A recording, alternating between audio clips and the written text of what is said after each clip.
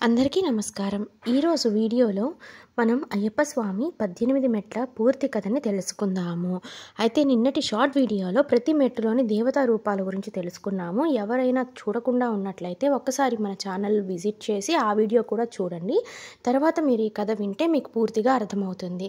అంతేకాదండి, కొత్తగా ఎవరైనా మన ఛానల్ని చూస్తున్నట్లయితే సబ్స్క్రైబ్ చేసుకొని పక్కనే వచ్చే బెల్ సింబల్ని క్లిక్ చేయడం ద్వారా మనం పెట్టే ప్రతి ఒక్క ఆధ్యాత్మిక కథ అనేది మీకు నోటిఫికేషన్ ద్వారా అందడం జరుగుతుంది.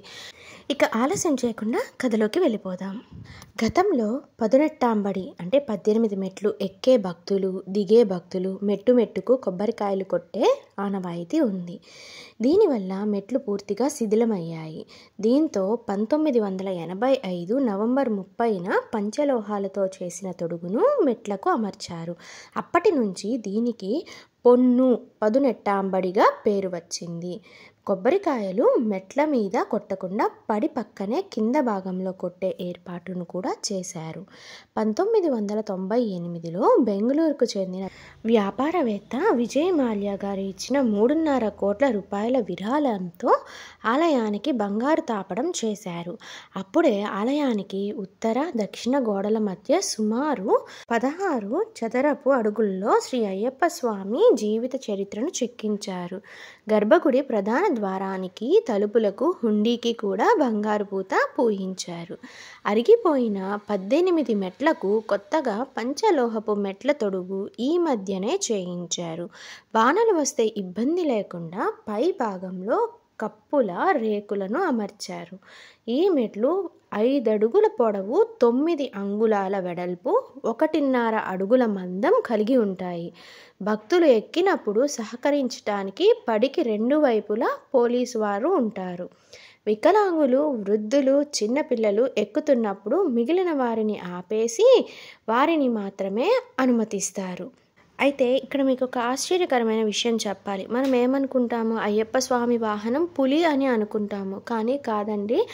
ఆ స్వామి ఆలయంలోని ధ్వజస్తంభం మీద వాజీ వాహనం అంటే గుర్రం వాహనం అనేది ఉంటుంది. ఎందుకంటే అయ్యప్ప స్వామి వాహనం గుర్రం కాబట్టి. అంతేకాని పులి కాదు. పులి పాలు తేవాలన్న తల్లి కోరిక మేరకు అడవుల్లోకి అయ్యప్ప వెళ్ళినప్పుడు ఇంద్రాది దేవతలు పులి రూపంలో వస్తారు.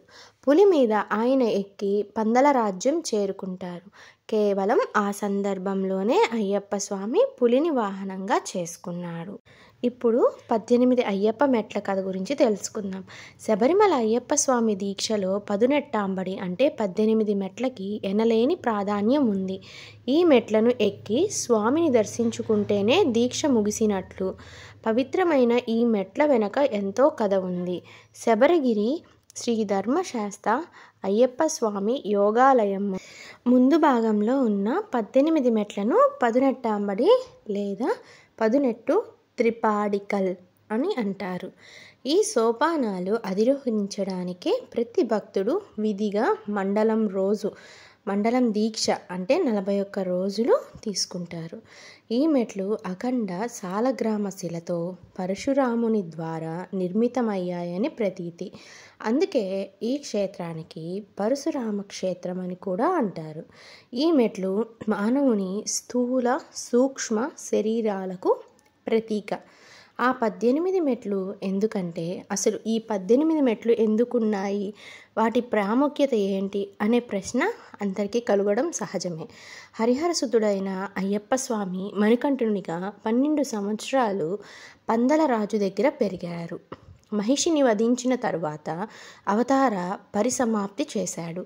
ఆయన శబరిగిరిలో చాలా ఉన్నతమైన స్థానంలో ఆసీనుడు కావడానికి వీలుగా 4 వేదాలు, 2 శాస్త్రాలు, అష్టదిక్పాలకులు, విద్య, అవిద్య, జ్ఞానం, అజ్ఞానం, దేవతా రూపాలు దాల్చి 18 మెట్లుగా అమరాయని, అయ్యప్ప వాటి మీద పాదాలు మోపుతూ ఉన్నత స్థానాన్ని అధిష్ఠించారని చెబుతారు. పట్టబంధాసనంలో ఆయన కూర్చొని చిన్ముద్ర, అభయహస్తాలతో దర్శనమిచ్చారని, యోగ సమాధిలోకి వెళ్ళి జ్యోతి రూపంగా అంతర్ధానమయ్యారని పేర్కొంటారు. ఈ ఆలయ ప్రాంగణాన్ని సన్నిధానం అని వ్యవహరిస్తారు. మెట్టుకో దేవత లెక్కన నిన్న మనం షార్ట్లో చెప్పుకున్నాం కదండి. మళ్ళీ ఒక్కసారి క్లుప్తంగా తెలుసుకుందాము. అయ్యప్ప భక్తులు ప్రతి ఒక్కరూ 41 రోజుల పాటు నియమనిష్టలతో దీక్షను పాటించాలి. ఇరుముడు కట్టుకొని అంటే స్వామివారి నెయ్యాభిషేకానికి అవసరమైన నెయ్యిని నింపిన కొబ్బరికాయలు, ఇతర పూజా సామాగ్రి వాటితో మాత్రమే పడిని ఎక్కాలి. పదునెట్టాంబడి గురించి పెద్దలు చెప్పిన కొన్ని విషయాలు ఇలా ఉన్నాయి, చూద్దాము. పదునెట్టాంబడిపై అష్టాదశ దేవతలు ఉంటారు. మళ్ళా ఒకసారి క్లుప్తంగా తెలుసుకుందాం. మహాంకాళి, కలింకాళి, భైరవ, సుబ్రహ్మణ్య, గంధర్వరాజ, కార్తవీర్య, కృష్ణపింగళ, హిడంబ, బేతాళ, నాగరాజ, కర్ణవైశాఖ, పులిందిని, రేణుకా పరమేశ్వరి, స్వప్నవారాహి, ప్రత్యంగలి, నాగయక్షిణి, మహిషాసురమర్దిని, అన్నపూర్ణేశ్వరి. వదిలేయాల్సింది వీటినే. ఒక్కో సంవత్సరం ఒక్కో మెట్టు మీద ఒక్కో మాయాపాయాన్ని వదిలేయాలని గురుస్వాములు చెబుతారు. ఎవరైనా సాధన ద్వారానే దీన్ని సాధించగలరు. అందుకే భక్తులు సాధన కోసం పలుసార్లు శబరిగిరి యాత్ర చేస్తారు. ఆ మాయోపాయాలు ఏంటంటే, 1 అష్టరాగాలు అనగా కామం, క్రోధం, లోభం, మోహం, మదం, మాత్సర్యం, దర్పం, అహంకారం. 2వది పంచేంద్రియాలు అనగా కన్ను, ముక్కు, చెవి, నాలుక, చర్మం. 3వది త్రిగుణాలు సత్వగుణం, రజోగుణం, తమోగుణం. 4వది సంస్కార రాహిత్యం అంటే మంచి నడవడిక లేకపోవడం. 5వది చివరిది అజ్ఞానం అంటే తనను తాను తెలుసుకోలేకపోవడం. 18 మెట్లకు పేర్లు ఒకసారి చూద్దాము. ఈ 18 మెట్లకు ప్రత్యేకమైన పేర్లను కూడా ఉంటాయి అన్నమాట. అవేంటి అనేది మనం ఇప్పుడు తెలుసుకుందాం. 1వ మెట్టు అనిమ, 2వ మెట్టు లఘిమ, 3వ మెట్టు మహిమ, 4వ మెట్టు ఈశ్వత, 5వ మెట్టు వశ్యత, 6వ మెట్టు ప్రాకామ్య, 7వ మెట్టు బుద్ధి, 8వ మెట్టు ఇచ్చ, 9వ మెట్టు ప్రాప్తి, 10వ మెట్టు సర్వకామ, 11వ మెట్టు సర్వ సంపత్కర, 12వ మెట్టు సర్వ ప్రియకర, 13వ మెట్టు సర్వ మంగళాకార, 14వ మెట్టు సర్వ దుఃఖ విమోచన, 15వ మెట్టు సర్వ మృత్యు ప్రశమన, 16వ మెట్టు సర్వ విఘ్న నివారణ, 17వ మెట్టు సర్వాంగ సుందర, 18వ మెట్టు సర్వ సౌభాగ్యదాయక. అయితే తెలుసుకున్నారు కదా స్వామివారి 18 మెట్ల పేర్లు అన్నమాట ఇవి. మనం షార్ట్లో తెలుసుకున్నది దేవతా రూపాలు మాత్రమే. అయ్యప్ప విడిచిన అస్త్రాలు ఏంటనేది ఇప్పుడు చూద్దాం. అయ్యప్ప స్వామి 18 మెట్లు ఎక్కుతూ తన వద్ద ఉన్న అస్త్రాలు ఒక్కొక్కటిగా ఒక్కో మెట్టు దగ్గర జారవిడిచినట్లు చెబుతారు. ఆ అస్త్రాలు ఏంటనేది మనం ఇప్పుడు తెలుసుకుందాము. ఆయన మొదటి మెట్టు ఎక్కేటప్పుడు శరం అంటే విల్లుని విడిచిపెట్టారు. 2వ మెట్టు దగ్గర క్షురిక, 3వ మెట్టు దగ్గర డమరుకం, 4వ మెట్టు దగ్గర కౌమోదకం, 5వ మెట్టు దగ్గర పాంచజన్యం, 6వ మెట్టు దగ్గర నాగాస్త్రం, 7వ మెట్టు దగ్గర హాలాయుధం, 8వ మెట్టు దగ్గర వజ్రాయుధం, 9వ మెట్టు వద్ద సుదర్శనం, 10వ మెట్టు వద్ద దంతాయుధం, 11వ మెట్టు వద్ద నఖాయుధం, 12వ మెట్టు వద్ద వరుణాయుధం, 13వ మెట్టు వద్ద వాయువ్యాస్త్రం, 14వ మెట్టు వద్ద శరంగాయుధం, 15వ మెట్టు వద్ద బ్రహ్మాస్త్రం, 16వ మెట్టు వద్ద పాశుపతాస్త్రం, 17వ మెట్టు వద్ద శూలాయుధం, 18వ మెట్టు వద్ద త్రిశూలం. ఇలాగా స్వామివారు ఒక్కో మెట్టు ఎక్కుతూ తమ వద్ద ఉన్న అస్త్రాలను ఒక్కొక్కటిగా ఒక్కొక్క మెట్టు దగ్గర జారవిడిచినట్టు మన పెద్దలు చెప్తూ ఉంటారనమాట. ఇప్పుడు 18 కొండలు అంటే శబరిగిరి చుట్టూ 18 కొండలు ఈ మెట్లు ప్రతీకలు అంటారు.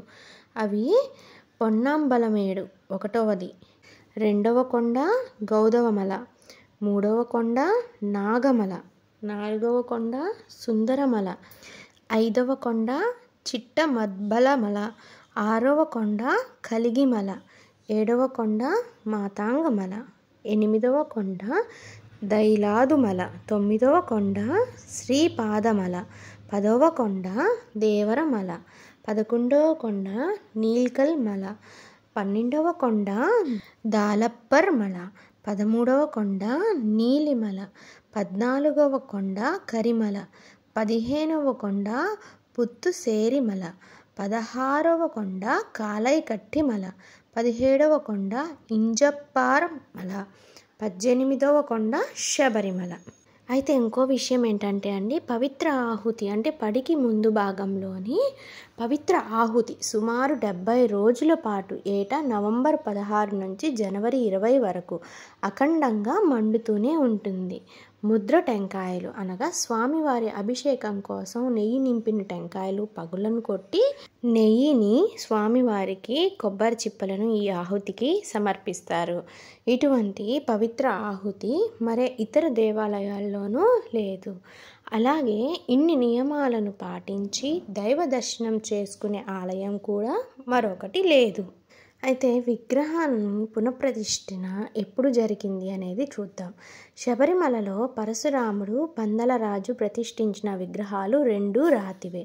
1910 మార్చి 27న ప్రభాకరన్ తంత్రివర్యులు అయ్యప్ప విగ్రహ ప్రతిష్టను చేశారు. తరువాత దేవాలయం అగ్నికి ఆహుతైన కారణంగా పంచలోహ విగ్రహాన్ని ప్రతిష్ఠించారు. 1952లో మరోసారి అగ్ని ప్రమాదంలో విగ్రహం అనేది ఆహుతయింది. 1953లో తిరిగి 1.5 అడుగుల పంచలోహ విగ్రహాన్ని కందరూర్ శంకర్మేల్ తంత్రి చేతుల మీదుగా ప్రతిష్ఠించారు. ఈ విగ్రహం శిల్పులు చెంగనూరుకు చెందిన అయ్యప్పన్ నీలకంఠన్. హైదరాబాదులోని బొల్లారంలో ఉన్న అయ్యప్ప స్వామి విగ్రహానికి కూడా వీరే శిల్పకారులని తెలుస్తుంది. కొన్ని వందల సంవత్సరాలుగా ఉన్న ధ్వజస్తంభం జీర్ణావస్థకు చేరడంతో కొత్త ధ్వజస్తంభాన్ని గత ఏడాది జూన్లో ప్రతిష్టాపన చేశారు. విన్నారు కదండి, ఇదేను మన అయ్యప్ప స్వామి వారి పూర్తి కథ అనేది. మీ అందరూ తెలుసుకున్నారు కదా.